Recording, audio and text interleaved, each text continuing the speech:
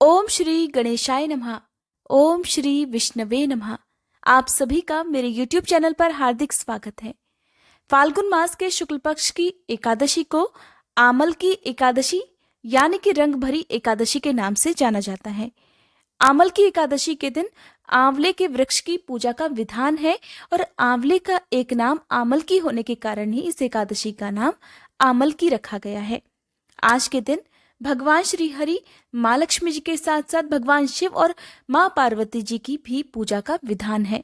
इस दिन भगवान शिव और माँ पार्वती को अबीर गुलाल जरूर अर्पित करना चाहिए। ऐसा करने से भगवान अपने भक्तों की सारी मनोकामनाएं पूर्ण करते हैं।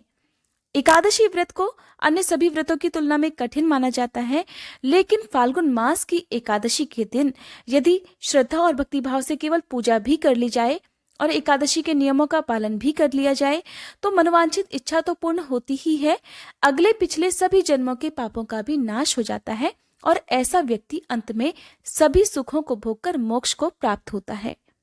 आमल की एकादशी के दिन भगवान श्री हरि और माँ लक्ष्मी जी की पूजा बिल्कुल वैसे ही की जाती है जैसे कि आप बाकी एकादशी के व्रत में करते हैं, क्योंकि फाल्गुन मास में फूलों का और रंगों का ज्यादा से ज्यादा प्रयोग किया जाता है। इसलिए आज की एकादशी में आपको हो सके तो ज्यादा से ज्यादा फूलों का प्रयोग करें, रंगीन वस्त्र पहनकर पूजा करें, संभव हो तो पीले वस्त्रों को पहनकर पूजा करें या फिर आप किसी भी रंग के वस्त्रों का प्रयोग पूजा में कर सकते हैं। एकादशी व्रत के नियमों का पालन एक दिन पहले से यानी कि दशमी तिथि से प्रारंभ हो जाता है और द्वादशी तिथि को सूर्योदय के बाद व्रत खोलकर एकादशी के नियमों का पालन समाप्त हो जाता है। व्रत रखने वाले लोगों को एक दिन पहले यानी कि दशमी तिथि के दिन शुद्ध सात्विक भोजन ग्रहण करना चाहिए।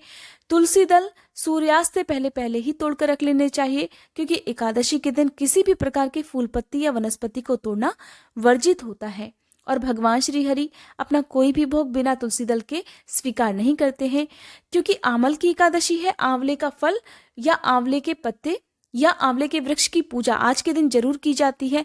इसलिए अगर आप हो सके तो वृक्ष की पूजा करें। यदि ऐसा संभव ना हो तो एक दिन पहले ही आंवले की टहनी भी आप तोड़कर घर पर ला सकते हैं या आंवले के फल भी आप तोड़कर घर पर ला सकते हैं। एकादशी के दिन सुबह ब्रह्म मुहूर्त में उठकर स्नान आदि से निवृत्त होकर साफ स्वच्छ वस्त्र धारण कर हाथ में जल या पुष्प लेकर व्रत का संकल्प लेना चाहिए। यदि व्रत ना रख पाए तो केवल पूजा का भी संकल्प आप ले सकते हैं, क्योंकि संकल्प लेकर की गई पूजा या लेकर किया गया व्रत सबसे ज्यादा और सबसे जल्दी फल देने वाला होता है। आप कोई भी व्रत रखें उसके लिए आपको सुबह के समय अपने हाथ में जल या पुष्प लेकर संकल्प जरूर लेना चाहिए, क्योंकि एकादशी का दिन है। इस दिन चावल का प्रयोग घर के किसी भी सदस्य द्वारा नहीं किया जाता है। यहाँ तक कि एकादशी के दिन चावल का दान भी नहीं करना चाहिए। अगले दिन आप चावल का दान कर सकते हैं, इसलिए हो सके तो पूजा में भी आप अक्षत का प्रयोग ना करें। भगवान श्री हरि को आप पीले फल पीले फूल अर्पित करें, धूप दीपक जलाएं। सुबह के समय 1 लोटा जल सूर्य देव को अर्पित करें। अपने पितरों का ध्यान जरूर करें, क्योंकि एकादशी का व्रत जहाँ जो पूजा करता है या व्रत रखता है उस व्यक्ति के साथ साथ उसके पितरों को भी मोक्ष दिलाता है। ऐसे में यदि किसी के घर पितृ दोष हो या फिर पितर नाराज हो तो उन्हें एकादशी के दिन विधि पूर्वक अपने पितरों का भी ध्यान करके पितरों के नाम से भी कुछ न कुछ दान जरूर करना चाहिए।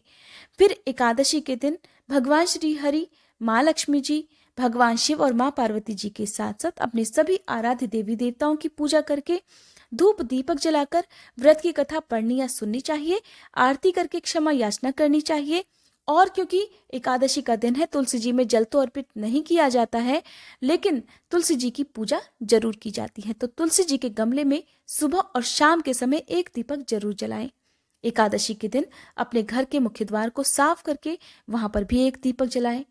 पीपल के वृक्ष की पूजा एकादशी के दिन भी की जाती है और एकादशी के दिन जो भी पवित्र वृक्ष हमारे धर्म में बताए गए हैं, खासकर आज के दिन आंवले के पेड़ की पूजा तो आप कर भी सकते हैं।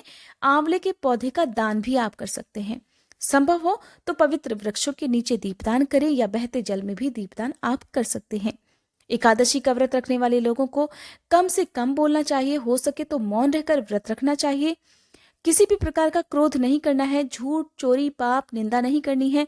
अगर आपने व्रत रखा है तो आपको कुछ बातों का ध्यान जरूर रखना चाहिए, जैसे कि आपके घर में शुद्ध सात्विक भोजन बने। व्रत रखने वाले लोगों को कभी भी व्रत के दिन नाखून बाल नहीं काटने चाहिए, शेविंग वगैरह नहीं काटनी चाहिए। जहां तक हो सके दूसरों के घर का पानी तक पीने से आज के दिन बचना चाहिए। शाम के समय भी भगवान की पूजा एक बार विधिवत करें और अगले दिन यानी कि द्वादशी तिथि को आप एक बार फिर से अपने हाथ में जल या पुष्प लेकर दान देने का संकल्प भी जरूर लें, क्योंकि एकादशी का व्रत द्वादशी तिथि को ही पूर्ण होता है और बिना दान दिए ये व्रत पूर्ण नहीं माना जाता है। एकादशी के सबसे अनिवार्य नियमों में से एक नियम दान देने का भी है, इसलिए अपनी सामर्थ्य के अनुसार दान देने का आप संकल्प भी लें। भगवान श्री हरि से क्षमा याचना करें कि एकादशी के व्रत में यदि जाने अनजाने में आपसे कोई भी गलती हुई हो या पूजन सामग्री अर्पित करने में कोई कमी रह गई हो तो उसके लिए भगवान आपको क्षमा कर सके।